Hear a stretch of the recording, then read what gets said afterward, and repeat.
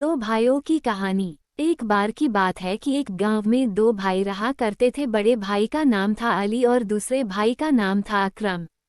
दोनों भाई अपने स्वभाव के कारण एक दूसरे के बिल्कुल विपरीत थे।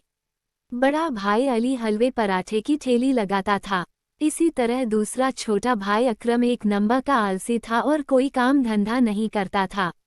अकरम बस जल्द से जल्द अमीर बनने के सपने देखा करता था। एक बार की बात है कि छोटा भाई अकरम अपनी भाभी के लिए सूट लेकर आया। अकरम ने सूट भाभी को दिया जो अकरम की भाभी को बहुत पसंद आया। सूट देख अकरम की भाभी ने कहा, अरे अकरम, तू तो कुछ कमाता भी नहीं है, फिर तेरे पास इतने पैसे कहाँ से आए? अकरम बोला, भाभी जान आप यह सब मत पूछा करो, मैं तो सिर्फ जुगाड़ करता हूँ और इन जुगाड़ से मैं बहुत ही जल्दी अमीर बन जाऊंगा। यह सब बातें सुनकर अकरम का बड़ा भाई अली बोला कि तू इन जुगाड़ों से भले ही अमीर बन जाए, पर ऐसे पैसों से कमाई गई तेरी अमीरी ज्यादा दिनों तक नहीं रहेगी। इतने में अकरम बोला कि भाईजान आप तो रहने दो, आप ईमानदारी से काम करते हो, लेकिन ईमानदारी से सिर्फ जरूरतें पूरी हो सकती हैं, अमीर बनने का सपना नहीं। इतना कहकर अकरम हमेशा अपने बड़े भाई का मुंह बंद करा देता था। अली बाजार के बीच में हलवा पराठे की ठेली लगाता था। अली का बना हलवा अच्छी क्वालिटी का होता था, जिसके कारण ग्राहकों की भीड़ हमेशा ही अली के ठेले पर लगी रहती थी। लोगों को अली का बनाया हलवा इतना पसंद आता था कि लोग हलवा पैक कराकर अपने घर भी ले जाया करते थे। लेकिन इसमें अली को अपने मुनाफे में काफ़ी नुकसान उठाना पड़ता था। एक बार जब अली ने अपने पूरे महीने का हिसाब अपनी पत्नी फातिमा को दिया तो अली की पत्नी फातिमा ने कहा कि इस बार का मुनाफे का हिसाब पिछले महीने के हिसाब से कम है। इस पर अली की पत्नी फातिमा बोली कि ऐसे तो हमारा गुजारा नहीं चल पाएगा। तब अली बोला कि इस महीने तेल के दाम बढ़ चुके हैं, इसलिए मुनाफा थोड़ा कम हुआ है। यह सुनकर फातिमा बोली कि आप भी अपने हलवे और पराठे के दाम बढ़ा दीजिए, अच्छा मुनाफा होगा। इस पर अली बोला कि नहीं फातिमा, मैं ऐसा नहीं कर सकता, अगर मैं ऐसा करता हूँ तो ज़्यादा लोग मेरा बना हुआ हलवा नहीं खरीद पाएंगे। इसके बाद फातिमा ने कहा कि जैसा आप ठीक समझें। अली और फातिमा की यह बातें अली का छोटा भाई अकरम सुन रहा था। एक दिन की बात है कि फातिमा को एक फ़ोन आता है। फ़ोन पर बात करते ही वो रोने लगती है।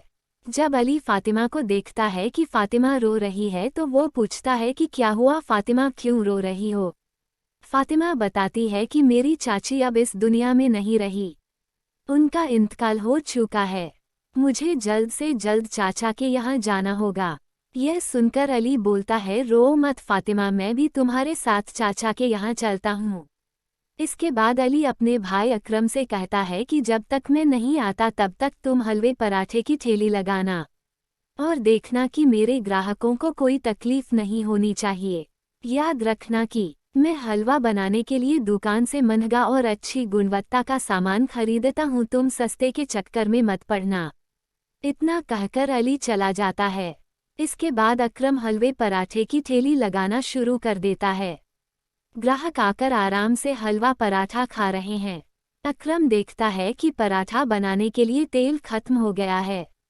अकरम सोचता है अगली सुबह जाकर वह दुकान से सारा सामान खरीद लेगा। अगली सुबह जब अकरम सामान लेने दुकान जाता है तो वह यह सोचकर सस्ता तेल ले लेता है कि यह कौन सा उसके घर में उपयोग होने वाला है। रोज की तरह लोग ठेले पर आकर हलवा पराठा खाने लगते हैं। लेकिन कुछ देर बाद दो ग्राहक आते हैं, हमने तुम्हारे यहाँ से हलवा खाया था और हमारी तबीयत खराब हो गई। तुम्हारा बड़ा भाई अली कहाँ है, हम उससे बात करते हैं कि ये कैसा हलवा बनाया। यह सुनकर अकरम डर जाता है क्योंकि वो कई दिनों से सस्ता और मिलावटी तेल में बना हलवा पराठा बेच रहा था। यह बात जब अली को पता चलती है तो वह अकरम को बहुत डांटता है और अकरम से कहता है कि वो लोगों से माफ़ी मांगे। अकरम को अपनी गलती का एहसास हो जाता है और लोगों से माफ़ी मांगते हुए कहता है कि वो आगे से ऐसा नहीं, उसे अपने किए पर बहुत पछतावा है। कहानी की सीख। कहानी हमें यह सिखाती है हमें अपने मतलब के लिए दूसरों को तकलीफ नहीं देनी चाहिए। ईमानदारी और मेहनत से कमाया पैसा जीवन में सुख समृद्धि लाता है।